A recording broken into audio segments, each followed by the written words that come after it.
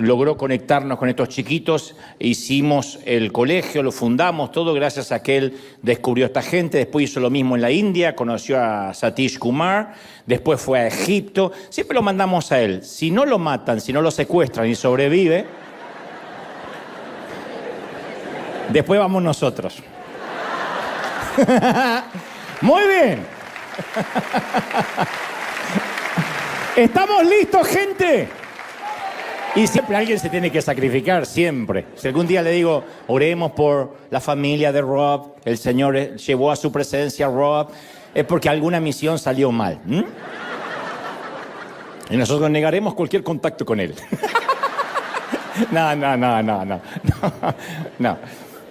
Mis queridos, el invierno siempre proyecta una sombra fría.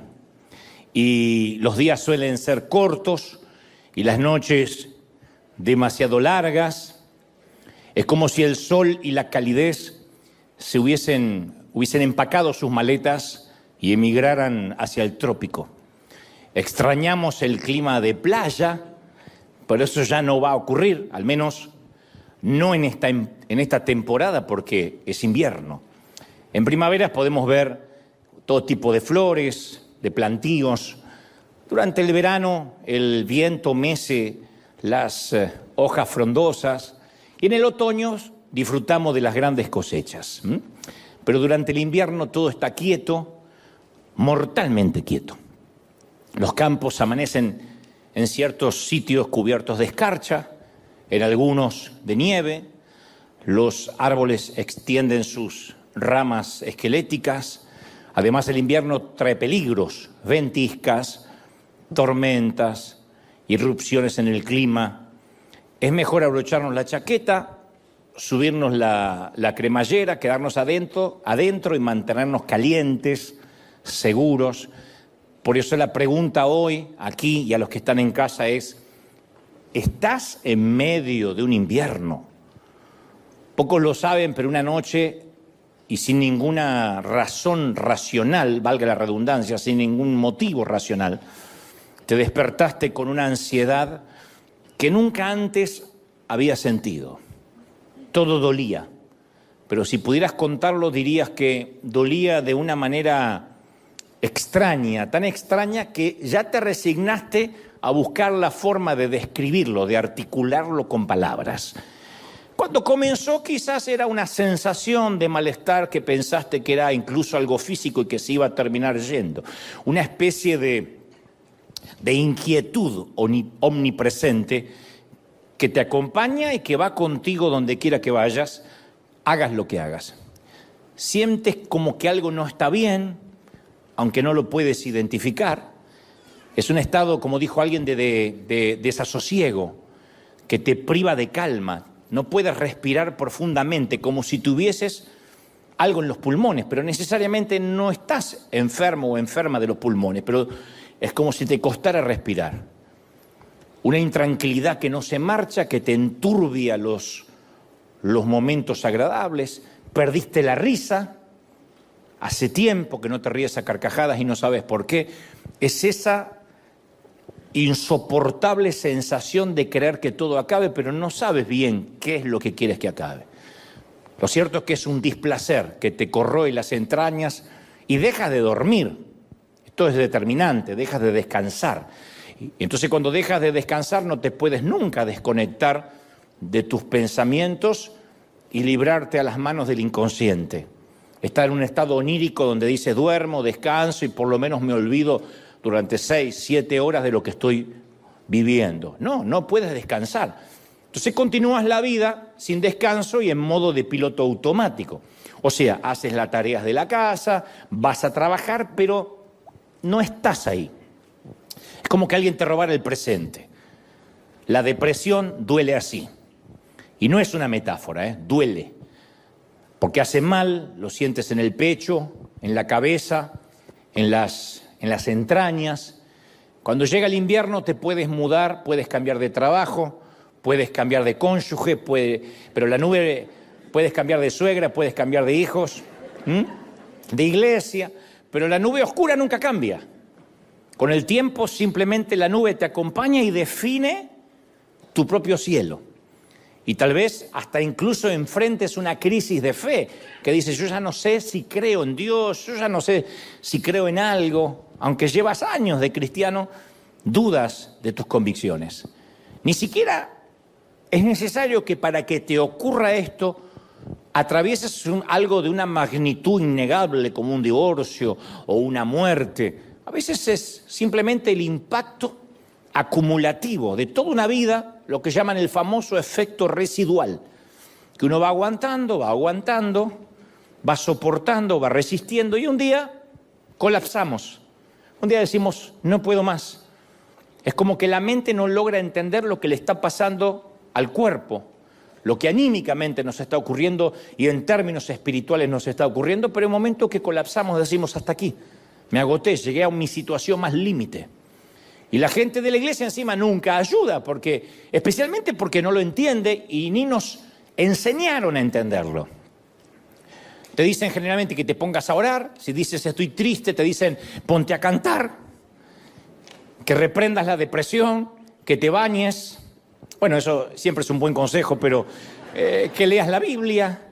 Pero nadie puede convencerte que van a dejar de dolerte los golpes, especialmente cuando estás en medio de una paliza. Porque no es que la iglesia te dice, te voy a ayudar a reponerte al postoperatorio. No, te dicen, no te tiene que doler cuando te están pegando, cuando la vida te está dando. Y lo único que quieres es que los golpes se acaben. Necesitas una tregua, un descanso. Yo no hace mucho conocí a una mujer que había perdido a un hijo adolescente en un accidente de tránsito. Y una mujer cristiana de su propia congregación le dijo, tú tienes que confesar que todo lo puedes en Cristo que te fortalece y confesar victoria, ya no llores. Y la afligida mamá, que había expresado su dolor, en lugar de que la oyeran, la abrazaran, le dieran la gracia y el espacio para sanar, la callaron, le hicieron cerrar la boca dándole un versículo diciéndole que ella no estaba cumpliendo la palabra de Dios. O sea, la implicación era que si no eres fuerte, entonces no estás confiando en Cristo. Y eso es extremadamente triste para el que está pasando una situación difícil. Porque la Biblia está destinada a animar, no a dar respuestas fáciles en medio del dolor verdadero. La Biblia no son las galletitas de Panda, que abres la galletita de ver qué me sale y te sale un versiculito. La Biblia es para animar, para que el Señor nos hable, no para darle a alguien por la cabeza. ¿Hay algo peor que nos lancen versículos bíblicos al azar cuando estamos heridos? ¿Y por qué tenemos siempre la tendencia a hacer eso? A dar consejos que no nos están pidiendo. A veces lo que necesitamos es un abrazo o que nos escuchen. No queremos soluciones rápidas. Porque hay dolores que no implican, no merecen soluciones rápidas. No es repite esta frase y el dolor de perder un hijo se va a ir. Hay momentos que solo queremos que nos abracen en silencio. Entonces, ¿por qué tratamos siempre, digo los cristianos, de arreglar a los que sufren? ¿Por qué creemos que el sufrimiento es una temporada de vergüenza? ¿Por qué no podemos tolerar, por ejemplo, que un cristiano atraviese una temporada de tristeza? No soportamos, decimos, no, tiene que haber algo raro, tú no puedes estar triste. ¿Por qué no podemos estar tristes si la tristeza es una de las emociones que nos regaló el Señor? El Señor estuvo triste hasta la muerte. ¿Por qué no podemos soportar que alguien esté pasando una temporada en que no tiene ganas de reírse a carcajadas? Es fácil tener amigos genuinos, cristianos, con los que podemos fingir y decir estoy bien, nada me preocupa. Lo difícil es tener amigos con los cuales poder ser honestos, sin temor a ser prejuzgados, sin que nos digan estás haciendo las cosas mal. Por eso a veces pensamos que los cristianos no podemos expresar nuestras emociones y no tenemos en la iglesia una teología de la adversidad. No la hemos desarrollado. Como que el evangelio del empoderamiento permeó tanto la vida del creyente que escuchamos demasiado la palabra positivo, positivo, positivo y se nos asegura que si practicamos la confesión positiva nos van a pasar cosas positivas. Y yo creo que sí, el optimismo es una gran cosa. Lo malo es que la vida no siempre es positiva. A veces en la vida las cosas no salen como lo esperamos, ¿o no? No siempre la vida es color de rosa. Y si nuestra mente está cableada o conformada para ser inexorablemente positiva, va a llegar el momento en que estemos viviendo en un metaverso imaginario, en un mundo sin sentido común.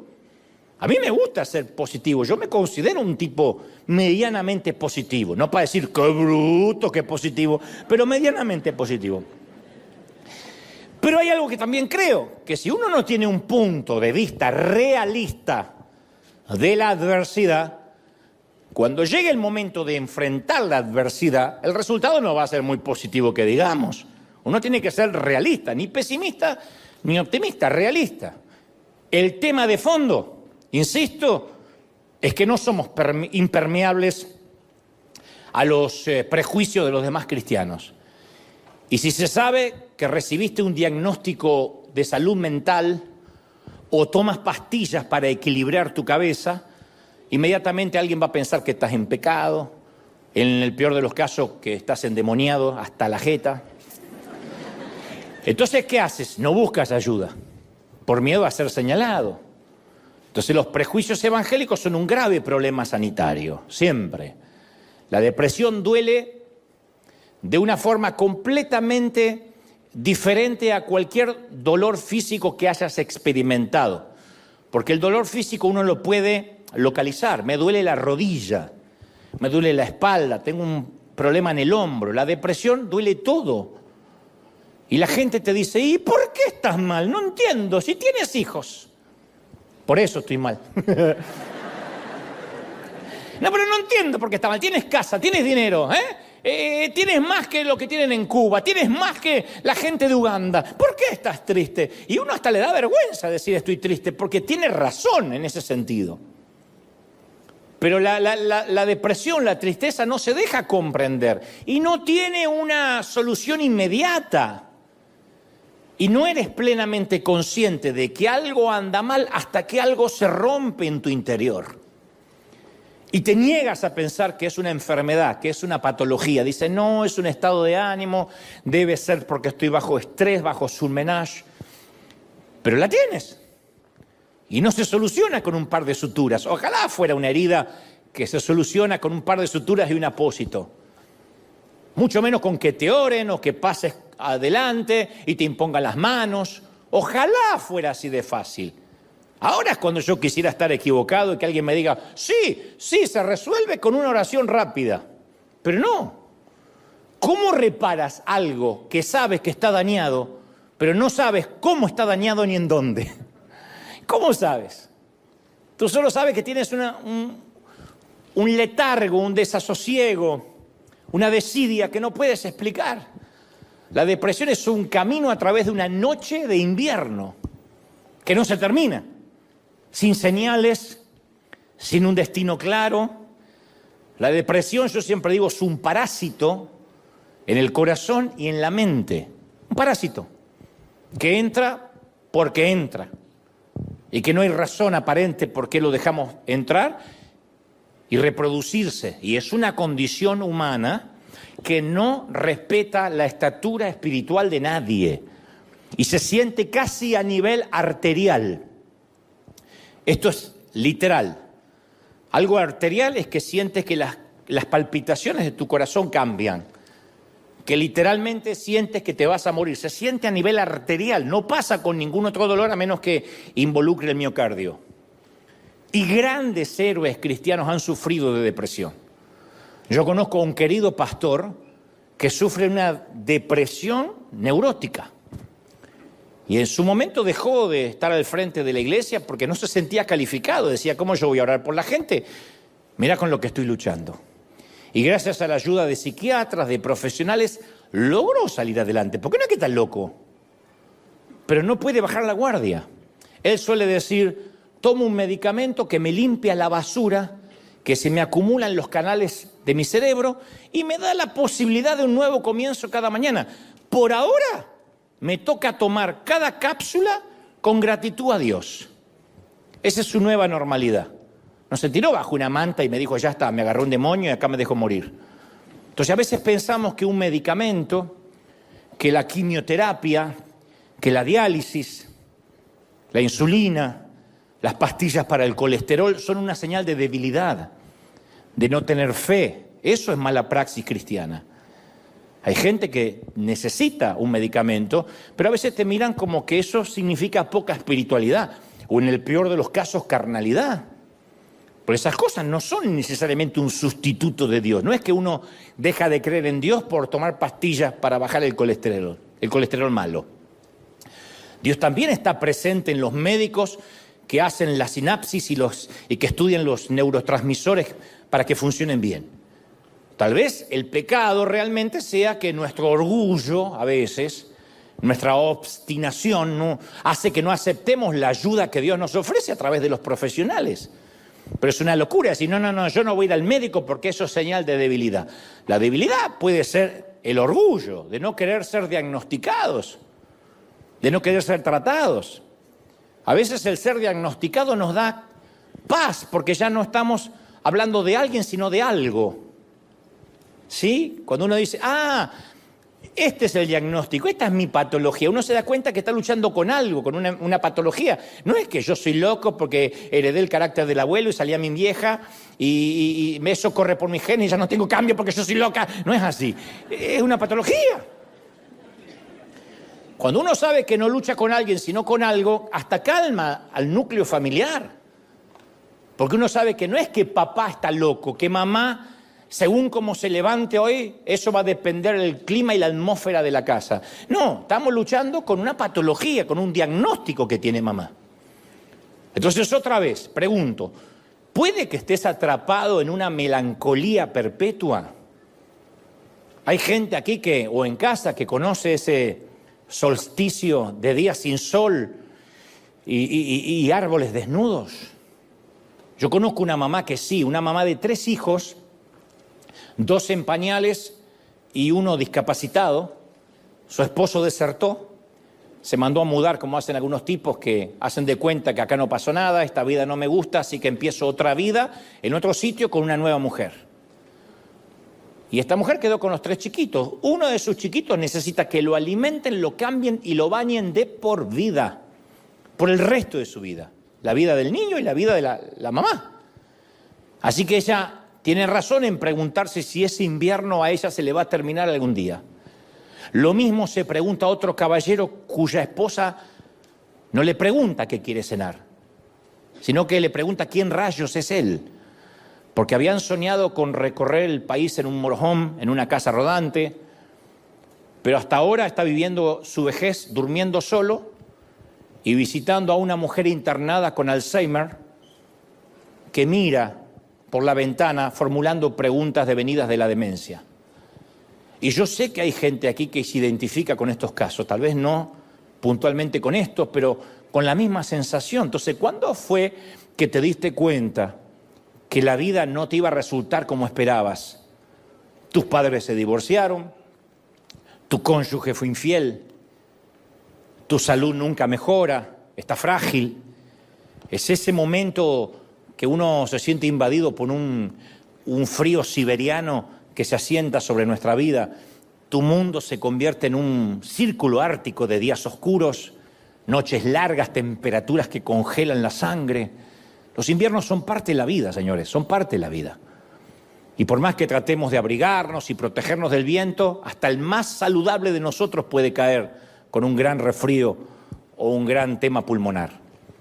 Los días de verano es como que uno no le es difícil sentir a Dios. Yo nunca he tenido una experiencia mística o empírica. Me refiero a que nunca yo he tenido una epifanía, Dios se me apareció y me habló con voz audible, algo que incluya el departamento de efectos especiales del cielo. Nunca. Pero sí he tenido temporadas en que yo sentía a Dios muy cerca. Y cuando vivimos esos tiempos los recordamos como regalos.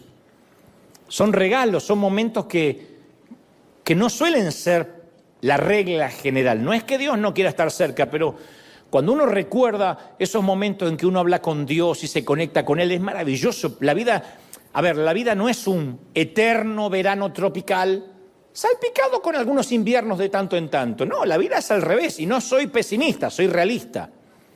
La vida es un invierno largo, salpicado con algunos pocos días de verano que uno tiene que saber atesorar. Quizás podemos mudarnos a alguna parte del mundo y evitar el clima frío. Hay gente que hace eso. Cuando llega el invierno, hace como los gorriones, se va para el otro lado.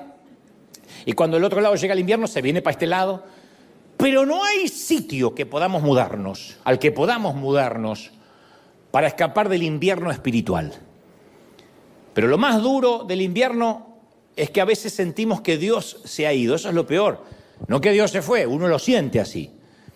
Salmos 88, 14 describe el dolor más grande del salmista. David dice, hace la pregunta más áspera, más cruel de la que jamás haya hecho. Él dice, Dios, ¿por qué escondes de mí tu rostro?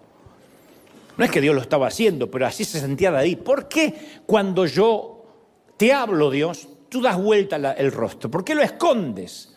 Yo creo que es lo mismo que sintió Jesús en la cruz cuando dijo, Padre, ¿por qué me has desamparado? Eclesiastés, Lamentaciones y muchos de los salmos son libros invernales, donde está lleno de esas preguntas. O sea, no estamos solos en esto. Entonces, hoy es el diagnóstico. No es para que se suiciden en masa hoy. Déjenme avanzar. Vamos con el diagnóstico. El diagnóstico es que muchos estamos atravesados por las noches de invierno. Y está bien reconocer que no estamos bien. Ahora, ¿cuál es el propósito? ¿Por qué tenemos que atravesar noches de invierno en la vida? Yo creo que una de las razones es que sufrimos de desorden, de déficit de atención espiritual. Yo pienso que a veces Dios tiene que irrumpir de algún modo en la vida, porque inmediatamente lo sagrado se nos vuelve común. Yo digo, ¿por qué Dios no nos ofrece primavera todo el año? ¿Por qué no te casas y tu esposa es genial, nunca te hace un problema, nunca un sí, nunca un no? Es más, es sorda muda, es genial. ¿Por qué te casas y tu marido nunca le crece la panza, nunca eructa, nunca se larga gases, nunca toma cerveza, nunca ronca de noche? Es Brad Pitt ungido. ¿Por qué no? Porque tus hijos no son como los hijos de Charles Ingalls, porque se parecen más a los Simpsons. ¿Por qué? Bueno, ¿por qué? ¿Por qué Dios no nos envía sueños, epifanías a todos nosotros cada noche? Digo, ¿por qué no nos enciende una zarza en cada esquina? Tal vez se deba a que Dios quiere que aprendamos a verlo en lo ordinario, en lo común, antes que dependamos de lo extraordinario. A lo mejor se debe a que si Dios tuviera que usar efectos especiales cada vez que quiere hablarnos, sería como una mamá que entrena al hijo a prestarle atención solo cuando ella grita. Que alguna tiene ganas de decir amén porque así entrena al hijo. ¡Mate! Nunca el nombre del apóstol estuvo en esa garganta como lo está a diario. ¡Mate! Porque queda más bien ¡Nabucodonosor! ¡Judas! Que estaría mejor. Pero le ponen nombre de cristiano. ¡Bartolomé! ¿Por qué desconectaste el pulmotor del abuelo? Esas cosas. Si entrenas a tu hijo para que preste atención solo cuando levantas la voz, vas a necesitar efectos especiales más fuertes cada vez para que te escuche, porque después se acostumbra a los gritos. Y una mamá lo que quiere es que el hijo, un papá también, el hijo escuche los susurros, los suspiros del papá. Entonces Dios quiere enseñarnos que esas temporadas álgidas de incertidumbre son procesos para crecer y para aprender a oír la voz de Dios. Pero debemos saber que Dios ve esa depresión. No es que nos abandona, nos dice, voy a permitir una depresión y te veo de acá a 10 años a ver cómo te pegó. No, Dios dice en Éxodo 3:7, he visto la opresión, le dice a Moisés, que sufre mi pueblo, la opresión, estar oprimido. Opresión es lo mismo que depresión, es algo que está deprimido, chiquitito, algo que se contrae. Los he escuchado y conozco bien sus penurias. Yo me pregunto si Moisés lloró al oír estas palabras de parte de Dios. El Creador estaba conmovido. Los he visto llorar. No hay nada que conmueva más que Dios nos diga, te he visto llorar. Sea lo que sea que hoy te agobia, una larga enfermedad, una quiebra financiera, el sufrimiento de la familia, la confusión, insisto, una depresión inexplicable que no resiste análisis, una terrible pérdida. Quiero que hagas una pausa y escuches al Creador que te susurra: no te angusties, yo te he visto, te estoy viendo, sé lo que pasaste, lo que estás pasando, me importas. Me importas. Tu invierno tiene propósito. Tu invierno tiene propósito. Tu invierno tiene un propósito. Por eso vuelvo a insistir con la pregunta. ¿Estás tan triste que sientes y crees a veces que incluso Dios se hartó de ti? ¿Que incluso sobregiraste la línea de crédito de la gracia y dices: ya está, ya Dios ni me perdona más a mí? Dicen que si la tristeza que tenemos es menor a 4 días, se lo considera una simple alteración del estado de ánimo que todos los seres humanos podemos y hasta nos merecemos tener. Pero si dura más de 4 días ya es un invierno del alma. Y a todos nos afecta en algún momento de la vida. Afecta la forma en cómo nos alimentamos, hasta cómo dormimos. Hay quienes se atraviesan un invierno del alma y comen como si cada comida fuera la última cena. Y se sientan frente a la televisión, hacen una maratón de Netflix con un bote de helado, de ice cream. Y otro les afecta al revés, se les cierra el estómago y empiezan a enfermarse, a enflaquecer, les bajan las defensas. Afecta la manera en que nos alimentamos, afecta la manera en que nos relacionamos con los demás. Y si cargas con esos sentimientos de fracaso, quiero decirte que estás en buena compañía, porque no estás solo. Uno dice: yo debo vivir esto solo. Nadie está como yo, pero es más, yo te quiero decir, estás parado o estás parada entre gigantes de Dios. Te haría muy bien leer la biografía del gran predicador Charles Spurgeon. Spurgeon fue un gran hombre que, a pesar de que murió a la edad de 57 años, jovencito, digo jovencito porque es un año más que yo, así que jovencísimo. Y Spurgeon sufría de prolongadas temporadas de depresión. Y sus dolencias psicológicas eran tan paralizantes que muchas veces estaba confinado en una cama durante semanas enteras. Y Spurgeon no veía esto como un demonio, lo llegó a ver como que estos problemas eran parte del proceso de Dios para con su vida. Y él decía siempre: estos sufrimientos me capacitaron para consolar, para entender, para no juzgar a las personas que viven lo mismo. Él sabía que no sufría sin un motivo. Charles Spurgeon fue un hombre psicológicamente frágil, pero publicó 3.500 sermones, escribió 135 libros, todavía se lo considera sin parangón el príncipe de los predicadores. Si hubiera vivido en tiempos de redes sociales, los apostocríticos lo habrían liquidado. Yo he escuchado a ciertos predicadores proclamar que si uno está en depresión es que nunca realmente conoció a Cristo. Yo me pregunto si esos predicadores han leído la Biblia alguna vez. Porque Elías, el profeta Elías, miró su propia vida y fue el único que le pidió a Dios la eutanasia. En Primera de Reyes 19:4 le dijo: Señor, llévame a casa. Uno dice: ay, qué lindo, llévame a casa. Está pidiendo morirse. El día que tu esposa dice: llévame a casa, Dios está queriendo morir. No es que sea, ay, qué espiritual, la mujer que me tocó se quiere morir. Dice Elías: no soy mejor que mis padres. Por favor, toma mi vida, porque todo ha sido en vano. David estaba tan desalentado que creía que había perdido la unción en su vida y quería volar como un pájaro. Con este siempre me identifico, porque ¿quién no ha dicho eso? En el Salmo 55:6 dijo David: ¿quién me diera alas como paloma? Me iría lejos, viviría en el desierto lejos de todo. En estas Navidades, cuando vea a tus parientes llegar en Nochebuena, ¿quién no va a decir: cómo quisiera ser paloma, me voy y no me encuentran más? Y el mismo David en el Salmo 38:6 suspira y añade: estoy encorvado. Encorvado, literalmente.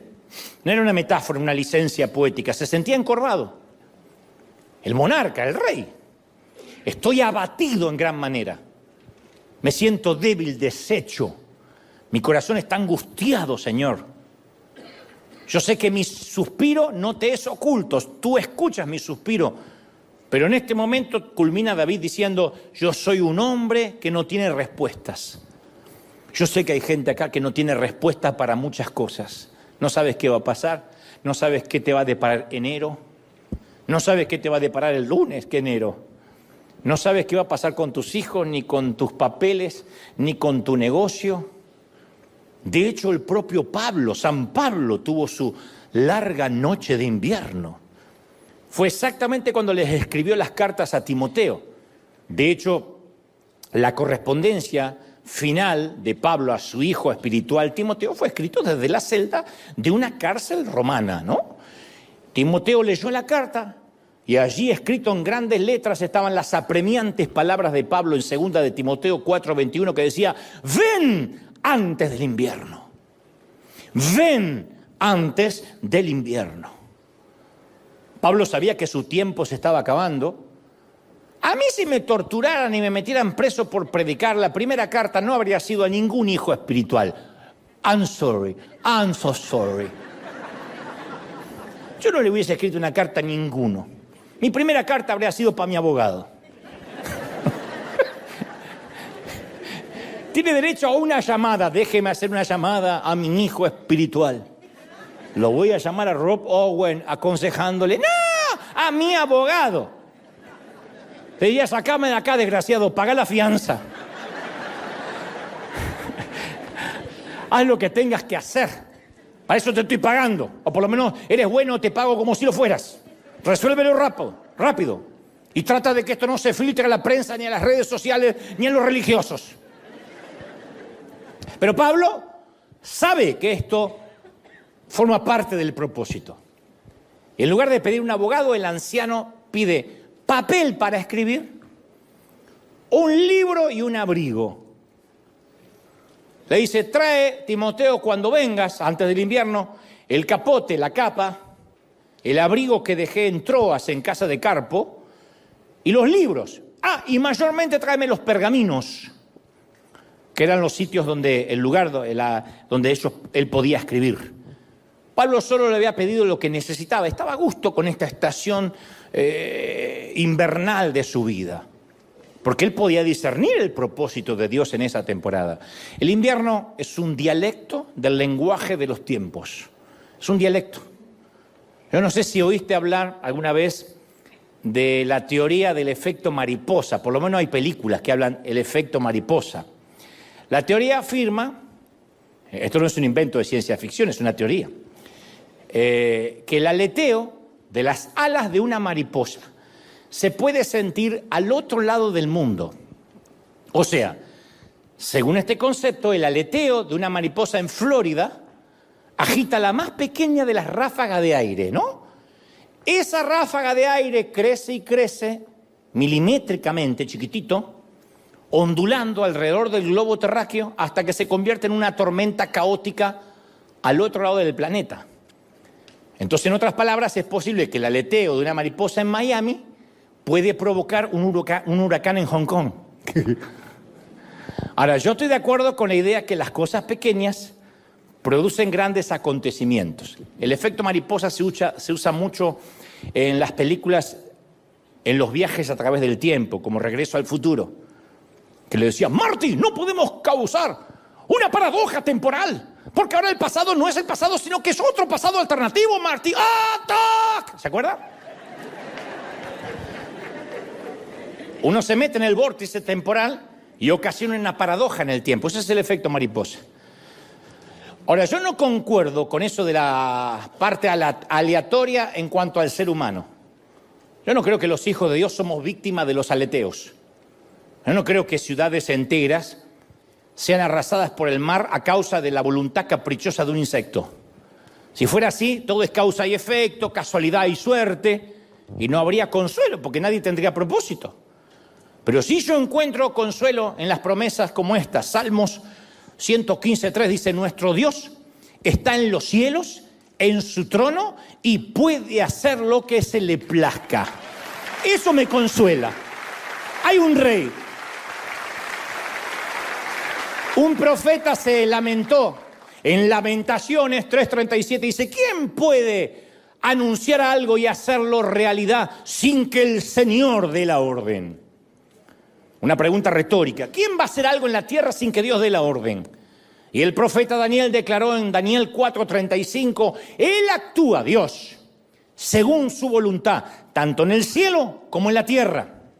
No hay nadie que pueda oponerse a su poder ni preguntarle, hey, ¿qué haces? Me encanta. ¿Quién le puede preguntar a Dios, ¿qué estás haciendo? Entonces, Dios aseguró en Isaías 46:10, yo digo, mi propósito será establecido y todo lo que quiero lo voy a realizar. La mariposa puede volar todo lo que quiera, pero que su aleteo genere un huracán, para eso necesita el permiso de Dios.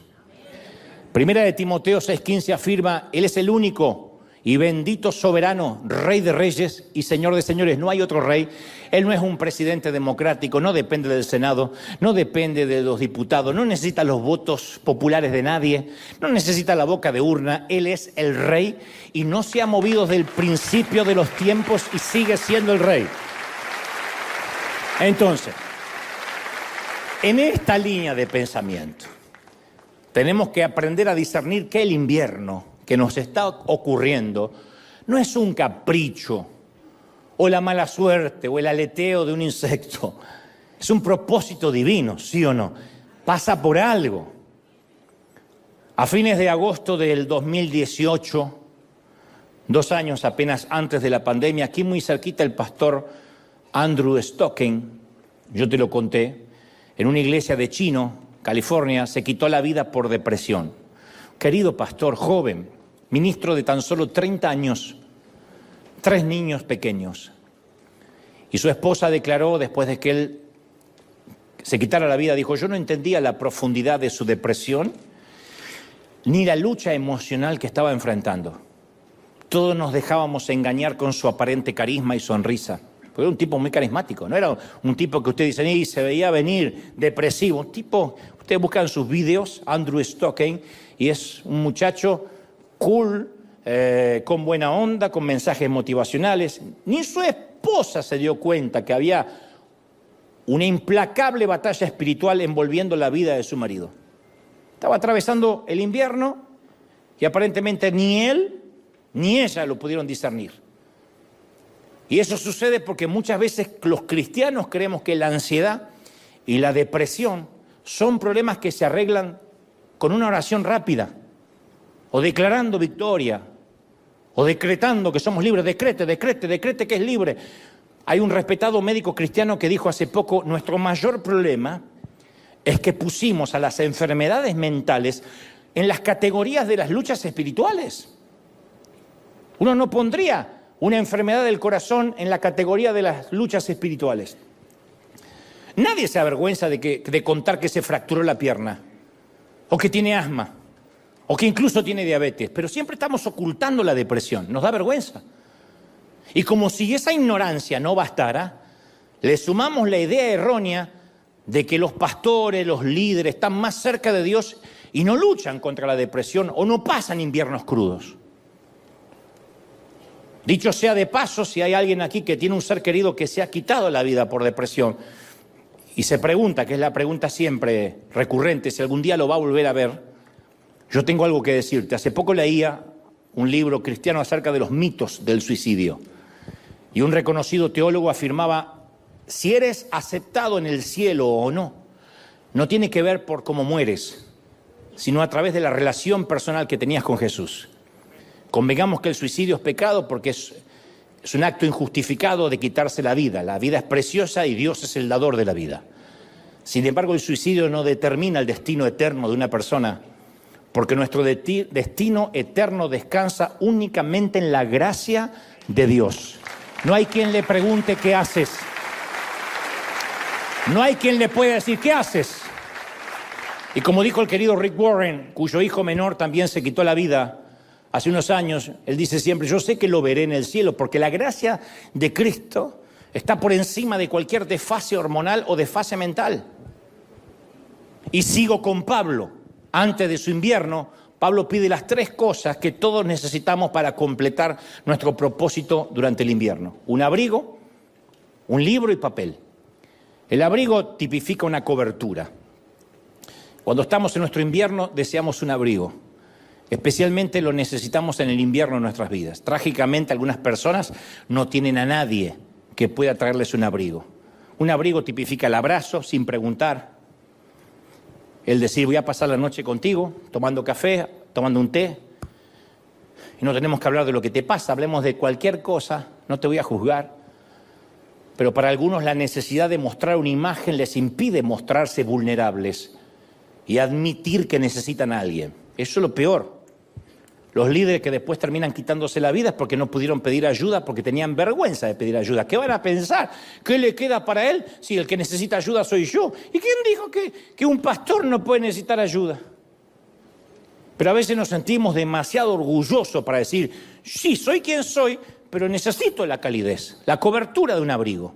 Incluso Jesús clamó en la cruz.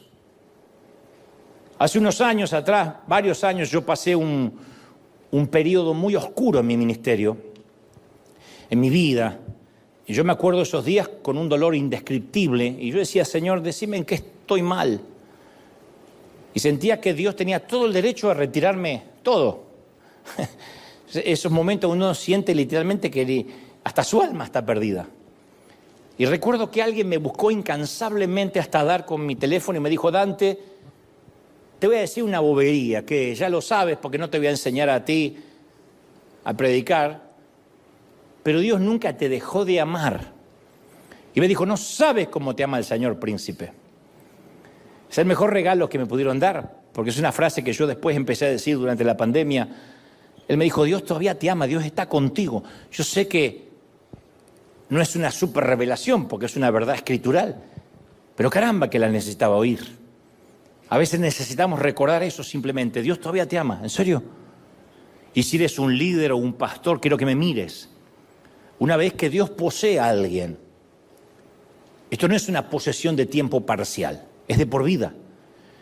Dios nunca va a entregar lo que es suyo al enemigo, nunca. Jamás. Nunca. Nosotros podemos flaquear. Podemos fallar, caer en pecados devastadores, pero una vez que Dios nos posee, Él no va a perder su interés en nosotros. Salmos 37, 28 dice, Jehová no desampara a sus santos, para siempre serán guardados, no para veces, para siempre. Entonces no hay pecado, no hay depresión que pueda causar que Dios pierda el interés en ti. Tú eres todavía su posesión adquirida. Y Él no regala sus posesiones, mucho menos si le costó la sangre de su hijo. No la regala. Pablo también, además de una cobertura, pide un libro. Yo digo, qué pedido extraño, ¿no? Para un hombre que está sentado en el corredor de la muerte. Yo pediría una buena hamburguesa, tal vez. Si sé que me voy a morir, total, ¿qué importa? Mucho gluten. Pero él pide un libro. Él manda por un libro, ¿por qué? Porque todavía está vivo. Y mientras vivamos, tenemos que continuar alimentándonos, creciendo. Pablo propuso en su corazón que iba a continuar alimentando su mente y corazón hasta el último día. La lectura fue su última dieta, su última comida del alma. Algunos dirían, ¿y para qué aprender más? Si ni vas a salir de la cárcel y te vas a morir. Pero el conocimiento, uno nunca debe adquirir el conocimiento como la joyería fina, para ostentarla, para ser obsceno, para impresionar a otros, mira el anillo que tengo, mira. No, yo no sé qué libro pidió Pablo, pero sí sé que su motivación para leer no era prepararse para la siguiente conferencia que iría como orador invitado, que es el mayor peligro de los oradores, que cuando leemos la Biblia profesionalmente y la dejamos de leer devocionalmente.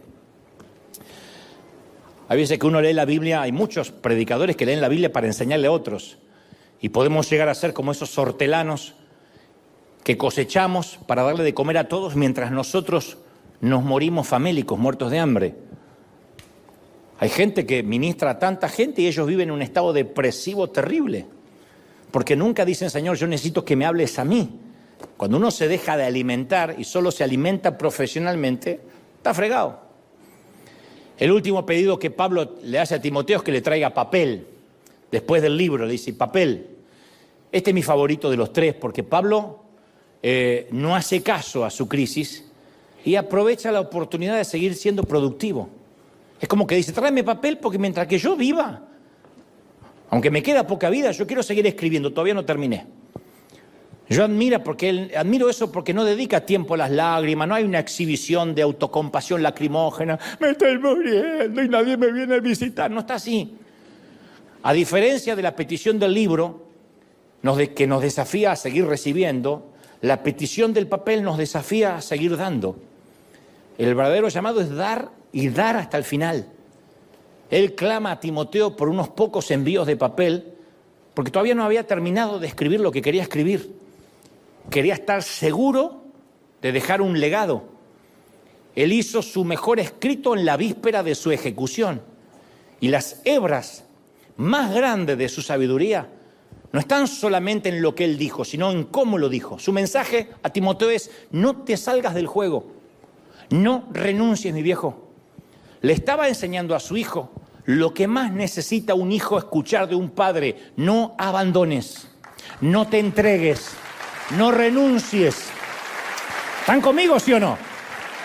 Y le escribe a Timoteo, segunda de Timoteo 4:4, le dice, pero tú sé sobrio en todo, soporta las aflicciones, haz obra de evangelista, cumple tu ministerio. Yo ya estoy para ser sacrificado, yo ya estoy más cerca del arpa que de la guitarra. Y el tiempo de mi partida está cercano. He peleado la buena batalla, he acabado la carrera, he guardado la fe. Por lo demás, me está guardada ahí la corona de justicia, la cual me va a dar seguramente el Señor juez justo en aquel día, no solo a mí, sino a todos aquellos que aman su venida. Así que procura venir pronto a verme antes del invierno. El abrigo, el libro y algo para dejar un legado. Y cuando el telón empieza a cerrarse en su vida, Pablo garabatea las últimas frases de sabiduría que iban a sacudir el mundo. Él aún quiere traspasar su sabiduría, dejar su legado. Y Pablo tenía una cualidad sobresaliente, la seguridad de quién era. Ninguno de nosotros puede cumplir con ningún propósito mientras que estemos batallando con la inseguridad. ¿Quién soy? Y me van a recordar. Hace muchos años atrás trabajaba a mi lado alguien que muy inseguro y que poco a poco se fue adueñando de todo. Inventó contraseñas que él solo conocía. Abrió cuentas bancarias secretas, se negaba a hacer copias de la llave, había cajones que no permitía que nadie limpiara. Hasta le puso un rótulo con su nombre a algunos muebles de oficina. Hasta ahí, yo nunca había visto a alguien tan inseguro. Apenas Dios me mostró lo que este hombrecito estaba haciendo, le regalé la emocionante aventura de la búsqueda de un nuevo trabajo. Next. Los líderes seguros no son territoriales, no son posesivos. La gente insegura tiende a usar la gente en lugar de desarrollarla. Segunda de Corintios 12:14 dice, pues no deben atesorar los hijos para los padres, sino que los padres deben atesorar para los hijos. La gente segura, la gente bendecida siempre deja una bendición. El techo de una generación siempre es el piso de la próxima. El Salmo 1:3 afirma, será como árbol plantado junto a corrientes de agua. ¿Se acuerdan? Que da fruto en su tiempo, su hoja no cae, su hoja no cae. Fruto en su tiempo, a veces no va a haber fruto, pero la hoja nunca va a caer. Entonces no permitamos que nuestra hoja se marchite solo porque nuestra temporada de frutos se está terminando, solo porque es invierno. La hoja tiene que estar ahí, porque que no demos frutos o que se marchiten las hojas son dos cosas diferentes. Cuando nuestra estación fructífera finalice, tenemos que mantener las hojas. El que tiene oído que oiga y el que no pregunta en casa de qué cuerno estoy hablando. Cuando dejemos de fructificar, mantengamos las hojas. ¿Qué son las hojas marchitas? La muerte inminente del árbol. Pero debajo de nuestras ramas, aunque no haya fruto, tendríamos que ver brotes que comienzan a emerger. Ya no podemos producir manzanas ni durazno, pero pueden que esos brotes sean nuevos árboles que de alguna forma algún día van a dar nuevos frutos. Ya no los vamos a dar directamente nosotros, pero vamos a seguir produciendo a través de otras vidas, como hacemos con nuestros hijos. Ellos van a lograr cosas que nosotros no vamos a lograr por cuestiones de tiempo, porque ya el tiempo no nos da. A ustedes menos que yo soy más joven que ustedes, pero a ustedes no les da. En resumen, no le digas a Dios cuán duro es tu invierno. Dile al invierno cuán grande es tu Dios. ¿Sí? Cuán grande es tu Dios. Y yo te invito a aceptar la invitación del salmista que dice: engrandezcan al Señor conmigo, exaltemos aún a su nombre. Salmo 34:3. Dios no necesita que lo agranden, Él ya es grande. Es una metáfora de decir: vean lo grande que es, cobren perspectiva. Pero nuestra tendencia es agrandar los inviernos. Y miramos con la lupa el diagnóstico, la enfermedad, la deuda, la suegra. Lo miramos con la lupa. Ya la suegra es terrorífica de por sí, imagínate con lupa. Pero debemos meditar menos en el invierno y más en el Señor. Menos en nuestra tristeza, en nuestra celda, y más en su poder. Yo a veces me pregunto si nos olvidamos lo inmenso que es Dios, y yo creo que sí. Tiene que ver con que lo sagrado se nos vuelve común. Somos animales de costumbre. ¿Conocemos a aquel ante quien nos reunimos? ¿Entendemos que los demonios le temen y huyen solo al escuchar su nombre? ¿Comprendemos la grandeza de Dios o venimos a la iglesia y bostezamos como pasajeros adormecidos en el vagón de un tren? ¿Estamos conscientes de su gloria? Recién dije eso y a alguien se le atragantó el bostezo. ¿Estamos conscientes de su gloria, de su fuego, de su poder? No estaremos padeciendo, no solo tendremos un déficit de atención espiritual, sino que estaremos padeciendo una pérdida del asombro. Isaías 40:25 afirma: ¿con quién ustedes me compararán a mí? Hablando Dios. ¿Quién es igual a mí? Dice el santo. ¿Quién? Moisés declaró en Éxodo 15:11: ¿quién, Señor, se te compara entre los dioses?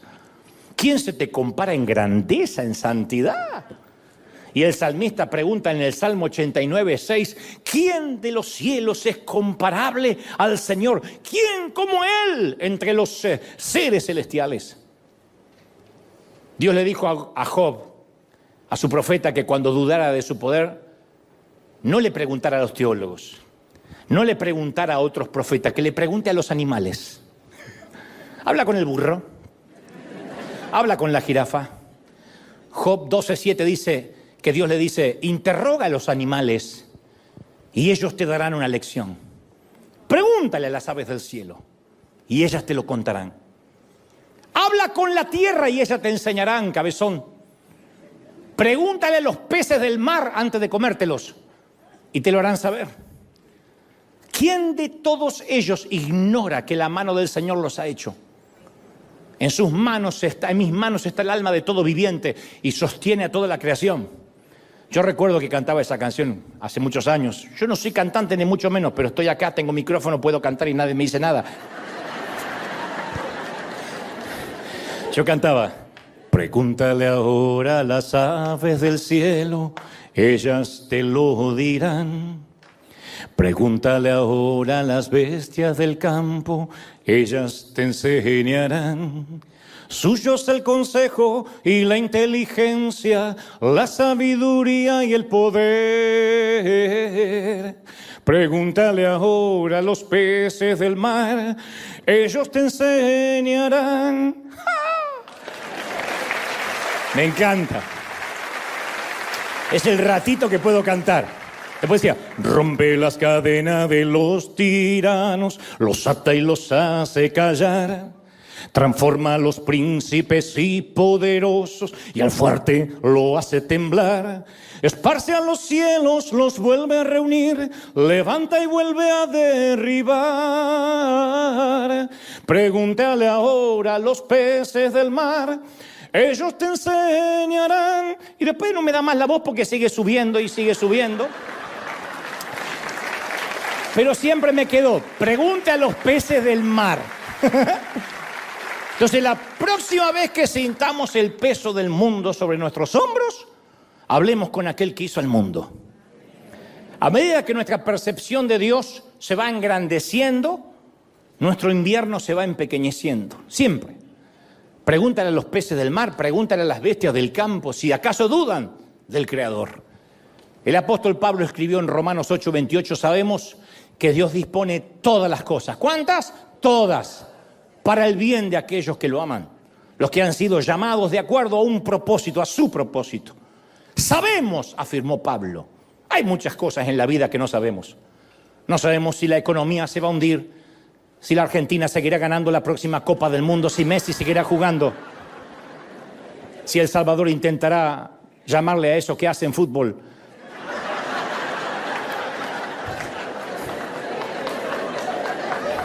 Tendrán un gran presidente, pero fútbol. No sabemos si ganará Trump o Kamala. No siempre sabemos qué piensan nuestros hijos. No obstante, según Pablo, podemos estar seguros de al menos 4 cosas. Número 1, sabemos que Dios obra. Él está ocupado tras bastidores, detrás del telón, en el making of.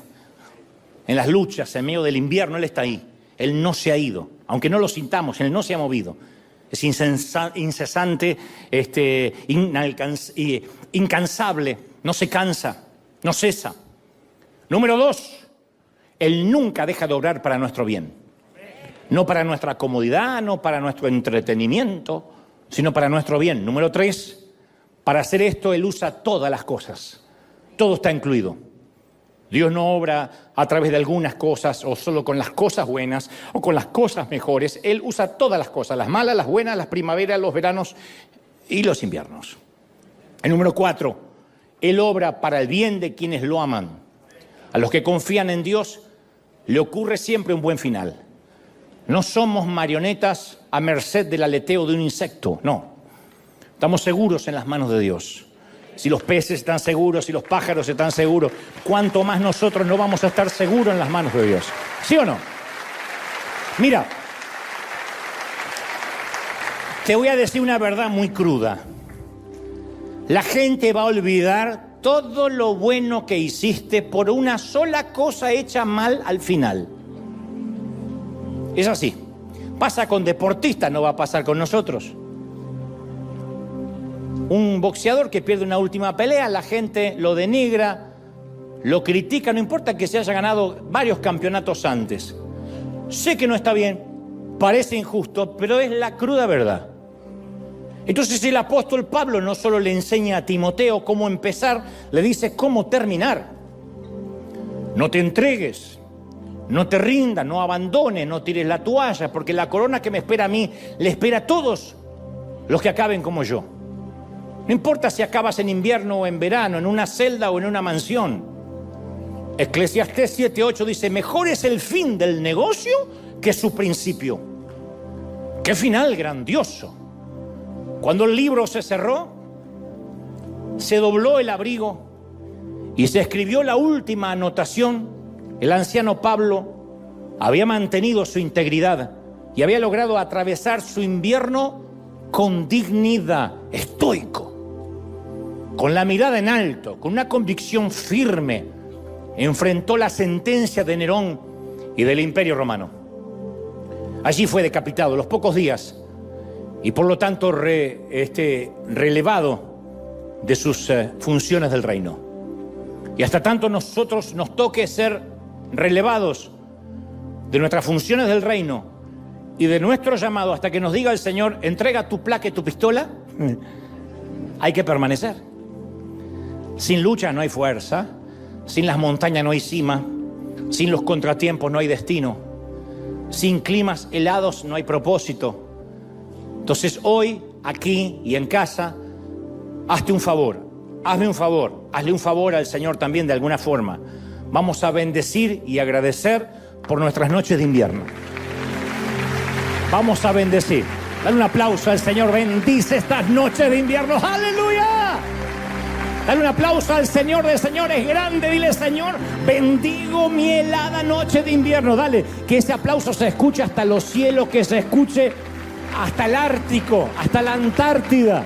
Que hay gente que resiste, que hay gente que no se entrega. ¿Tú lo crees? No te entregues. No te entregues. No abandones. Resiste. Esa es la palabra, resiste. Soporta todas las aflicciones estoicamente. ¿Vas a tener frío? Vas a tener frío. La noche va a ser cruda, es probable. ¿Pasarás temporadas de soledad? Sí, la soledad no es una penitencia. La soledad son tiempos en que Dios nos separa para que podamos aislarnos de un montón de voces que nos dicen qué hacer para poder escuchar la voz de Dios. Hay un montón de gente que dice Dios me dijo, pero en realidad Dios no le está diciendo nada. Es un montón de voces que hablan en nombre de Dios. Y escucha al religioso que le dice lo que cree que tiene que hacer. Y escucha al cónyuge que le dice lo que cree que debería hacer. Y escucha al hijo y escucha al padre y escucha al pastor. Y hay un montón de gente hablando. Y yo he aprendido que cuando estás en una cabina de comando, en un helicóptero o en un avión, tienes que tener los auriculares y solamente escuchar la torre de control. Nunca vas a ver un piloto que le sale a la cabina y le pregunta a los 300 pasajeros, ¿para dónde vamos? Hay turbulencia, ¿qué me aconsejan hacer? ¿Nos ponemos a orar? Escuchen lo que le dicen en la torre de control. Gire el avión hacia la derecha, vamos a evitar esta tormenta, vamos a evitar la turbulencia, etcétera. O la vas a atravesar en su defecto porque no hay gasolina para dar vuelta. Lo que sea son las instrucciones de la torre de control. Y para eso necesitas aislarte. Entonces hay gente que el invierno lo sienten como aislamiento. Como que se acabaron las voces, como que hay amistades que Dios te sacó, como hay relaciones que Dios cortó por un tiempo, algunos para siempre, otros por un tiempo. Y no tomes como eso, como una penitencia, un castigo, la vida te está pasando factura. Es Dios que dice, yo necesito hablarte, necesito llamar tu atención. Y en el invierno uno medita, en el invierno no hay distracciones, no hay gritos en la plaza, no hay playa, no hay gente pugnando entrar al mar. Estamos nosotros, en el mejor de los casos, una chimenea, un libro, una Biblia y a escuchar a Dios. Y eso te va a dar fuerza para todas las temporadas que van a venir.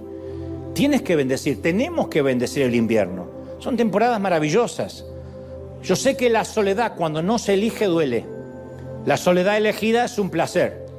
Quiero estar solo. Pero cuando nos toca, cuando no tienes ni un gato, y te dice al final, soy una solterona, un solterón, un viudo, una viuda, o lo que es peor, estoy casado, casada, y me siento más solo que Kung Fu. Y uno dice, ¿por qué me pasa esto? Bueno, no lo tomes como un castigo, una penitencia, como una mala cosecha. En la mayoría de los casos es Dios aislándote. Tuvo que aislar al planeta en la pandemia. Los tuvo que aislar para que un montón de matrimonios descubrieran que apenas se soportaban. Por primera vez se miraban a la cara. Para que un montón descubrieran que no tenían a Dios. Para que otro montón descubrieran que no importaba si vivían en Beverly Hills, que la muerte no distinguía ni discriminaba a nadie, que se podía ir el joven y el viejo, el que tenía buena salud o el que fumaba como un escuerzo. Pero Dios nos aisló y aislado nos tapó la boca y nos metió dentro de las casas para que meditemos, para que nos demos cuenta que los únicos que podían sobrevivir era la vida salvaje. Pregúntale a los peces, pregúntale a las bestias del campo y ellas te lo dirán. ¿Recuerdan cuando los noticieros mostraban a los alces, las criaturas del mar que salían, las tortugas, porque ya no estaba el hombre invadiéndolo todo? Pregúntale ahora a las bestias del campo, Job, y ellos te lo dirán. Ellos te enseñarán, ellos te mostrarán que no hay nada que ocurra en la tierra sin que Dios lo haga. ¿Tú lo crees? Dios decide. Dios es soberano. ¿Cuántos creen de que Dios es soberano? Él sabe. Él permite lo que tiene que permitir. Nada pasa debajo del sol sin que Dios lo sepa. No es un insecto, no es una mariposa, no es causa y efecto, no es casualidad, no es suerte, no es timba. Esto es Dios cerrando, abriendo puertas, entrenándonos. Y ten por seguro que a Dios no le importa cuándo lleguemos a la meta, sino cómo lleguemos hasta ahí. Y si va a tener que procesarnos, lo va a hacer. Algunos son fáciles de escuchar la voz de Dios. Celebro si eres así. Si acá hay gente de los que dicen, sí señor, ¿cómo? Te celebro. Pero si eres cabezón como yo, vas a necesitar a veces la brida, el freno. Vas a necesitar que a veces Dios te cierre con cerco de espinos que te lleve y permita ciertas crisis controladas, controladas. Como cuando uno le deja nadar al niño en la piscina y él cree que está solo en el océano, pero el papá está ahí o la mamá está ahí controlándolo. Los inviernos son controlados. En realidad no es un gran invierno ártico, estás en un invernadero. En realidad es un invierno controlado, chiquitito así, pero para nosotros se nos hace eterno. Pero Dios dice, te voy a tener ahí, sé cuánto puedes soportar. Yo sé cuánto tú puedes tolerar. Y sé cuál es tu nivel de resistencia y de qué estás hecho. No voy a permitir que te quiebres, no voy a permitir que te pierdas. No voy a permitir que la depresión te haga olvidar quién soy. Yo sé que la depresión no se va a ir ahora, ni siquiera con esta próxima oración. Pero por Dios, lo que quiero que te vayas de aquí es pensando que nada de lo que te pasa, nada, ni lo alto, ni lo profundo, ni la depresión, ni el estar exaire, ni lo presente, ni lo porvenir, ni ninguna otra cosa creada podrá separarte del amor de Dios que es en Cristo Señor nuestro. Nada. ¿Estamos de acuerdo? Vamos a orar. Vamos a orar. Levanta las manos conmigo, Padre. Gracias por este momento. He transmitido, Señor, lo que creo me has dicho a estos tus hijos. Si estás cansado, deprimido, triste, ten a bien levantar las manos y decir, Señor, aquí estoy, no puedo más. Estoy a punto de rendirme, de claudicar, a punto de bajar los brazos. Pero el Señor me dice que te recuerde que falta poco para la meta. No te entregues, mami, no te entregues, papá. Hijo, no te rindas. Vamos, continúa. A los pastores, a los ministros, a los líderes, a la gente que escucha del otro lado, a los que dicen, he llegado al límite de mis fuerzas, y añoran ese pasado cuando parecía que eran felices. El Señor dice, si yo te hubiese dejado en el pasado y no procesara tu presente, nunca tendrías el futuro que yo he preparado para ti. Vamos, toma el futuro, arrebata esa palabra, arrebata, bendice tu soledad, bendice tus tiempos de crisis, bendice tu invierno. No pidas que el invierno termine, dile, Señor, bendigo esta temporada, porque cuando llegue el verano la voy a extrañar. Bendigo el invierno, bendigo este otoño, bendigo este tiempo de invernal, de frío, de desazón, los días en que no tengo ni fuerzas, pero sé que de alguna forma tú te vas a valer para que esto valga la pena. Hay propósito, hay propósito. Vamos a pedir al Señor el abrigo. Señor, trae una cobertura sobre estos hijos tuyos que hoy sufren, los que están tristes. Trae la cobertura, un abrigo, que sientas ahora la sensación de algo que te cubre, una manta que cae sobre ti. Esa sensación que te envuelve. Imagina que estás en plena ventisca, en plena tormenta de la nieve, y de pronto te envuelve en un gran tapado, en una gran piel el Señor, y te dice, no tengas miedo, no tengas frío. He aquí, yo te voy a arropar, yo voy a calmarte, yo traeré una protección. Los que confían en mí no se moverán, no claudicarán. Los que confían en mí están plantados y fundamentados sobre la roca. Son como el monte de Sión, que no se mueve, sino que permanece para siempre. Recibe la cobertura, vamos, recibe ahora, vamos, unos minutos. En casa, aquí, recibe como si fuera una frazada, una manta sobre ti ahora. Nota que yo no estoy orando por ti, ni te impongo las manos, ni estoy reprendiendo un demonio. Yo estoy diciendo que el Señor te cubra ahora del frío. O sea, no estoy negando tu frío, no estoy subestimando tu invierno, ¿ves? Pero sí te voy a abrigar, o voy a pedir que Dios lo haga. Espíritu Santo, abriga a los que están solos, a los que no han parado de temblar en las últimas semanas. Reciban la cobertura, vamos. En segunda instancia vamos a orar por el libro. Que el Señor abra el libro delante tuyo. El libro tipifica la palabra, lo que Dios quiere enseñarte en esta temporada. Vas a aprender. No estás terminando tu carrera, no todavía. Dista mucho de terminar tu carrera. Tú no has terminado. Tú terminas cuando yo digo, dice el Señor. No te entregues. Yo nunca dije que has terminado. Todavía tengo propósito para ti y tienes que aprender. Así que abre el libro en casa y dile, Señor, ¿qué quieres enseñarme? Espíritu Santo, ayúdame a ver esto con ojos nuevos. Ya no voy a maldecir este tiempo, sino que quiero aprender. Eso tipifica el libro. ¿Qué te va a enseñar este invierno? Cuanto más rápido aprendas, más rápido sales. Más rápido aprendes, más rápido sales. No lo evites. Dile, Señor, yo quiero terminar el invierno, pero ¿qué tengo que aprender? Si no aprendo, vuelvo a pasar el invierno, o lo que es peor, no se termina nunca. ¿Qué tengo que aprender? Lo sabrás ahora, o en casa, o durante la semana. Y tercero, un papel que tipifica a quién tengo que bendecir, qué legado tengo que dar después de esto, o durante mi invierno. ¿A cuánta gente que la está pasando igual que tú y tal vez necesita una palabra de aliento, un abrazo, yo también? En vez de decirle a alguien, alégrate, ¿por qué no le abrazas a alguien en algún momento de esta semana y le dices, yo también? Yo te entiendo porque estoy pasando lo mismo. Y te va a decir, estoy terriblemente triste. Y le vas a decir, yo también, y no sé por qué. Oramos juntas. ¿Qué te parece si oramos juntos? ¿Qué te parece si nos sostenemos? Si no hay ganas de orar, nos abrazamos y tomamos un té. Eso tipifica el papel. ¿Qué legado vas a dejar? ¿A quién vas a bendecir? Porque Dios no te va a usar como canal de bendición en los veranos solamente, sino en los inviernos. Cuanto más yo he sido de bendición a la gente, es cuando he pasado crisis, porque los he entendido, no los juzgué. Y Dios permite lo que estás pasando porque te quiere enseñar, porque te quiere bendecir, porque quiere abrir puertas que nunca te abrió antes. ¡Oh! Bendito eres, Padre. Gracias por esta mañana, tarde o noche.